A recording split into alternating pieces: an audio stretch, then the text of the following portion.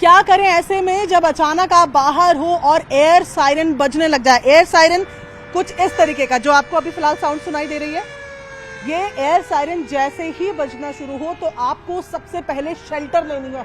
Shelter एक ऐसी जगह में जहां पर आप मैक्सिमम बच सकें। यहां पर मैं हूं और ये 2 दीवारों से मुझे यहां शेल्टर मिल जाएगा। ये एक बेटर जगह है बनिस्बत की मैं बाहर खुले में खड़ी रहूं। यहां से थोड़ा आगे हम बढ़ते हैं तो और मोर कवरेज हमें देखनी है जहां पर हम बीच में सेफ हो। तो यहां मैं आती हूं तो ये 2 दीवारें मुझे यहाँ सेव कर रही हैं, इसके अलावा छत भी है। तो यहाँ पर मुझे वहां की तुलना में थोड़ा सा ज्यादा सेफ्टी मिल पाएगी। शीशों से दूर रहना है, जो शीशों की दुकानें हैं, शीशों की जो भी चीजें हैं उनसे आपको दूर रहना है। और अगर आपके आसपास इस तरीके की बिल्डिंग्स नहीं है, अगर आप बिल्कुल ओपन में हो तो आपको करना यह है कि आपको रेफ्यूज लेना है। आपको ऐसी जगह घुसना है जो अंडरग्राउंड है। जहां मैं मौजूद हूं यहां पर अंडरग्राउंड दिख रहा है, ये सबवे। तो ऐसे में सीधा सबवे की तरफ जाकर आपको सबवे में नीचे की तरफ जाना है। अंडरग्राउंड जगह पर आपको जाना है जहां पर ये साफ हो जाए कि आप एक लेवल नीचे जा चुके हैं, जहां से आपका कोलेट्रल डैमेज कम होगा। यानी कि ये एक जगह आपको दिख रही है। ऐसे जैसे ही एयर सायरन बचे तो जैसे ही आपको ये अंदेशा हो जाए कि कुछ भी तरीके की एक्टिविटी हो सकती है तो आप जाकर सीधा सबवे का सहारा ले सकते हैं। अगर सबवे आसपास नहीं है, अगर आपके आसपास कोई मेट्रो स्टेशन है जो अंडरग्राउंड है, उसकी पूरी टनल आपके लिए सेफ है और ऐसे में आप वहां पर जाकर भी कुछ देर ठहर सकते हैं।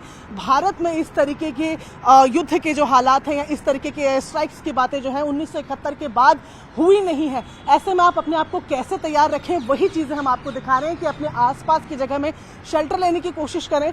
अगर आपके आसपास कोई अंडरग्राउंड जगह है तो वहां जाकर सबसे पहले घुसकर अपने आप को, अपने परिवार को सुरक्षित रखें।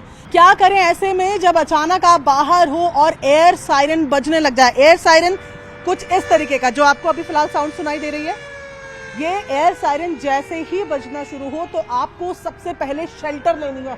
शेल्टर एक ऐसी जगह में जहां पर आप मैक्सिमम बच सकें। यहां पर मैं हूं और ये 2 दीवारों से मुझे यहाँ शेल्टर मिल जाएगा। ये एक बेटर जगह है बनिस्बत की मैं बाहर खुले में खड़ी रहूं।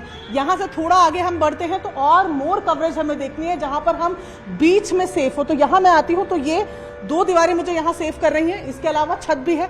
तो यहाँ पर मुझे वहां की तुलना में थोड़ा सा ज्यादा सेफ्टी मिल पाएगी। शीशों से दूर रहना है, जो शीशों की दुकानें हैं, शीशों की जो भी चीजें हैं उनसे आपको दूर रहना है। और अगर आपके आसपास इस तरीके की बिल्डिंग्स नहीं है, अगर आप बिल्कुल ओपन में हो तो आपको करना यह है कि आपको रेफ्यूज लेना है। आपको ऐसी जगह घुसना है जो अंडरग्राउंड है। जहां मैं मौजूद हूं यहां पर अंडरग्राउंड दिख रहा है, ये सबवे।